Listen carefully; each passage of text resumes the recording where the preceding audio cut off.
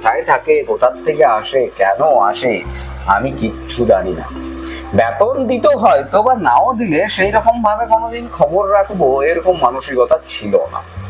তাই কখনো জেনে ওঠা হয়নি যে ওরা কোন পরিবার থেকে বিলং করে, বা ওদের পরিবারে বাবা মা আছে কিনা, বা থাকলেও তারা যে এসে কোনোদিন দেখা করেনি, এই সমস্ত জিনিস কখনো মাথাচাড়া দিয়ে ওঠেনি আমার। তো এটা সমস্যাই বলতে পারো, যে ওরা না এলে আমি বুঝতেই পারতাম না যে ওরা আসেনি কেন।